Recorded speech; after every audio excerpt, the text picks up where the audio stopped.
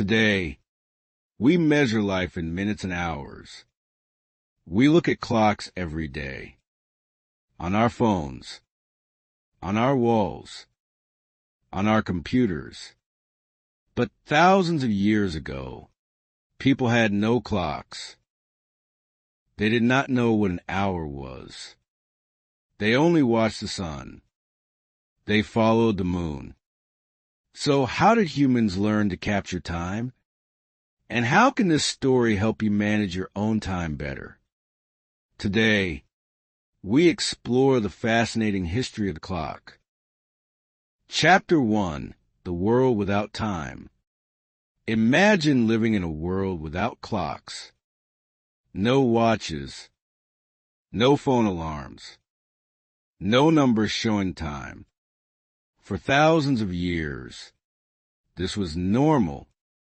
Early humans did not measure time in minutes or hours. They simply watched nature.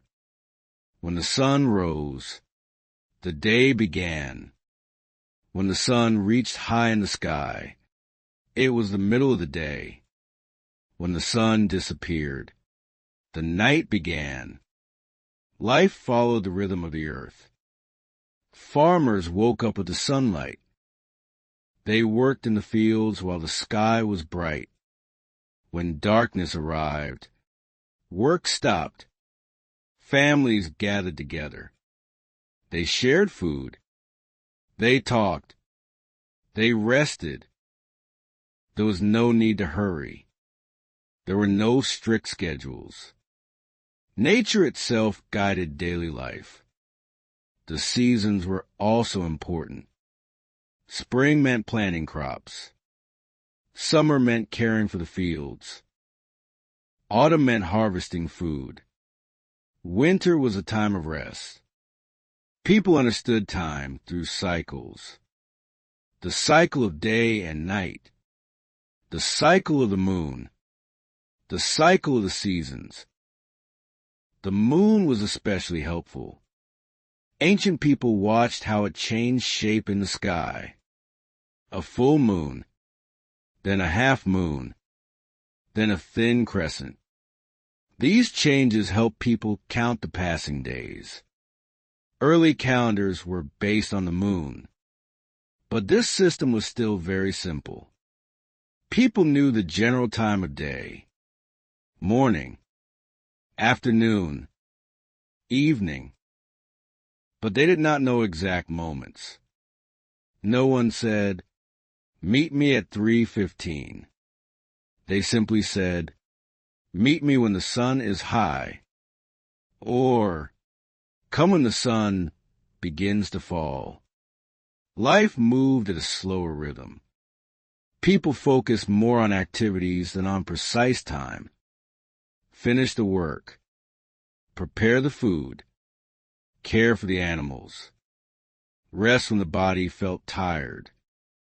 In many ways, life felt more natural. But as civilizations grew, this simple system became a problem. Cities became larger. Trade increased.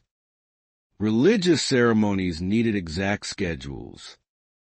People needed better ways to measure time. And this need led to one of the most important inventions in human history: the invention of the clock. Chapter 2, The First Sun Shadows. As early civilizations grew, people needed better ways to measure time. Farmers needed to plan their work. Leaders needed to organize cities. Priests needed to know the right time for ceremonies. Watching the sun was helpful, but it was not precise. So ancient thinkers began to study shadows. They noticed something interesting. When the sun moves across the sky, shadows move too. In the morning, shadows are long. At midday, shadows become short. In the evening, they grow long again. This simple observation led to one of the earliest time tools, the sundial. A sundial was very simple. A stick stood upright in the center. Around it, people marked lines on the ground or stone. As the sun moved, the shadow pointed to different lines. Each line represented a period of the day. Suddenly, time could be seen, not just guessed. Ancient Egypt used a similar idea with tall stone structures called obelisks. These giant stones stood high above the ground. During the day, their shadows stretched across large areas. People could watch the shadows slowly move. This helped divide the day into smaller parts. It was not perfect. Clouds could hide the sun. Night made the system useless. But it was a powerful beginning. For the first time, humans created a tool that could track time using nature itself. The sky became a giant clock. The earth became the clock face. And the shadow became the moving hand. This invention changed how people thought about time. Time was no longer just a feeling. It became something visible, something measurable, something that could be shared by an entire community. But one big problem remained. What happens when the sun disappears? How could people measure time in darkness? This question led to the next great invention. Chapter 3, Water Clocks and Sand. Sundials were a brilliant invention, but they had one serious weakness. They only worked when the sun was visible. At night, the shadow disappeared. On cloudy days, the shadow became unclear. For growing civilizations, this was a problem. People needed a way to measure time anytime, even in darkness. So ancient inventors began searching for new ideas. One of the earliest solutions was the water clock. The idea was simple but clever. Water flows slowly and steadily. If water moves from one container to another, time can be measured. In ancient Egypt and Greece, people built special bowls with tiny holes. Water slowly dripped through the hole. As the water level dropped, time passed. Some water clocks worked in the opposite way. Water slowly filled the container. Marks on the inside showed the passing hours. These clocks were often used in courts and temples. Speakers in ancient courts sometimes had limited time to talk. When the water ran out, their time ended. Another invention appeared later. The sand clock, also called the hourglass. This device used fine sand inside two connected glass bulbs. The sand slowly fell from the top bulb to the bottom. When all the sand moved down, a fixed amount of time had passed. Then the glass could be turned over again. Hourglasses became very popular on ships. Sailors needed to measure time while traveling across oceans. The gentle movement of a ship did not stop the sand from falling. So the hourglass worked even at sea. Water clocks and sand clocks were not perfectly accurate, but they introduced an important idea. Time could be measured by controlled movement, water flowing, sand falling, slow, steady change. Human beings were slowly learning how to capture time itself. But an even greater invention was coming. A machine that could measure time automatically, day and night, without water, without sand. This invention would change the rhythm of human life forever. Chapter 4, The Mechanical Revolution. For many centuries, Water clocks and sand clocks helped measure time, but they still required human attention. Someone had to refill the water. Someone had to turn the hourglass. People wanted a clock that could run by itself. This dream became reality in medieval Europe.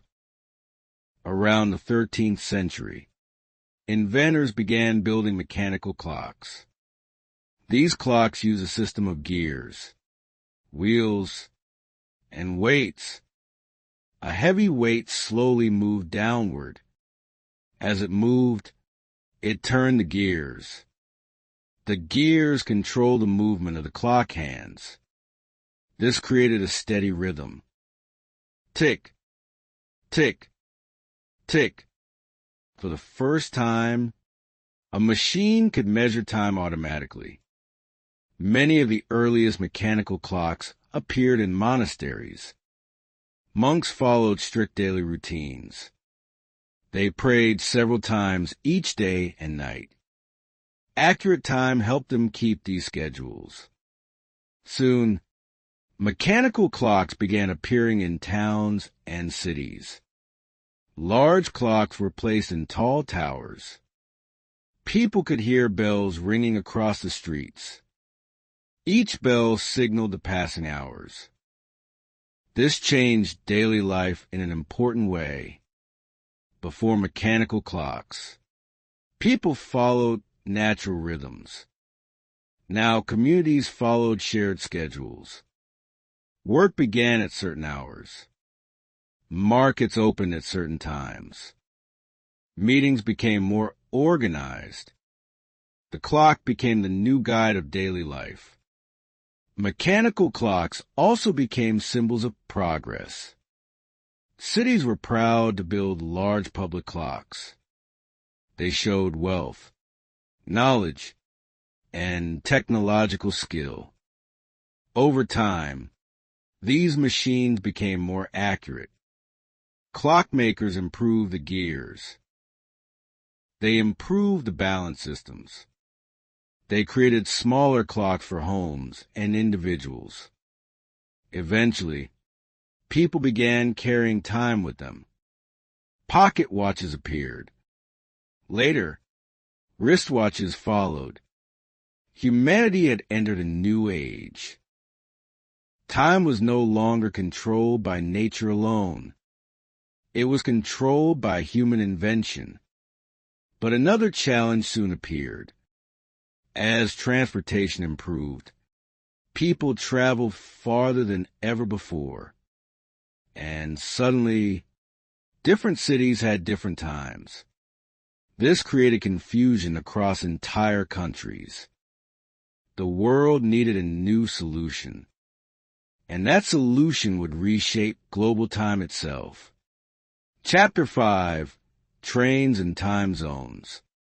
By the 1800s, the world was changing quickly. New machines appeared. Factories grew. Cities expanded. But one invention changed travel more than anything else. The train. Railways connected distant towns and cities. People could travel faster than ever before. Goods could move across entire countries. But the railway created a surprising problem. Time confusion. Before trains, every city used its own local time. Local time depended on the position of the sun. When the sun reached the highest point in the sky, it was noon, but the sun reaches this point at different moments in different places. A city in the east might reach noon earlier. A city in the west might reach noon later. The difference could be many minutes. Before trains, this difference did not matter. Travel between cities was slow. Schedules were flexible. But trains required precision. A train leaving one city needed an exact arrival time in another city. If every city used a different clock, chaos could happen. Passengers could miss trains. Two trains might try to use the same track. Railway companies needed a solution. The answer was standard time zones. Countries divided their land into large regions. Each region used the same official time. Clocks inside that region matched each other. This made train schedules much easier to manage. In 1884, an international meeting took place. Leaders from many countries gathered together. They agreed to divide the world into global time zones. Each zone would represent 1 hour difference from the next. This system still exists today. Thanks to time zones, people across the world share a common time structure. When it is morning in one region, it is evening in another, but everyone understands the same system. Trains, airplanes, business meetings, and global communication all depend on this structure. The invention of time zones connected the world in a new way. But scientists were still searching for something even better. A clock that could measure time with almost perfect accuracy. A clock so precise that it could guide satellites in space. This search would lead to one of the most advanced inventions in human history, the atomic clock. Chapter 6, The Atomic Age. For centuries, humans tried to measure time more accurately. Mechanical clocks were a big improvement. Later, scientists invented quartz clocks. These clocks used tiny crystals that vibrated at a steady speed. Quartz clocks were very precise. But scientists wanted something even better. They wanted a clock that could measure time almost perfectly. This search led to the invention of the atomic clock. Atomic clocks do not use gears. They do not use water or sand. Instead, they measure the movement of atoms. Atoms are extremely small particles. Everything around us is made of atoms. Inside certain atoms, energy moves in a very stable rhythm. This rhythm never changes. Scientists discovered that this natural vibration could measure time. One special atom is called cesium. Cesium atoms vibrate at an incredibly consistent speed. In fact, 1 second is now defined by this vibration. It equals 9,192,631,770 vibrations of a cesium atom. This level of precision is extraordinary. Atomic clocks are so accurate that they would lose only 1 second in millions of years. Today, atomic clocks play an important role in modern life. They control global time systems. They guide GPS satellites. They help airplanes navigate across continents. They support internet networks and scientific research. When you use GPS on your phone, atomic clocks are working behind the scenes. Satellites send time signals to your device. Your phone calculates the distance using those signals. Without accurate time, GPS would not work. From watching shadows on the ground to measuring the vibration of atoms, the story of the clock shows something remarkable. Human curiosity never stops. We always try to measure the world more precisely. But even with the most accurate clocks in history, one question remains. How should we use our time wisely?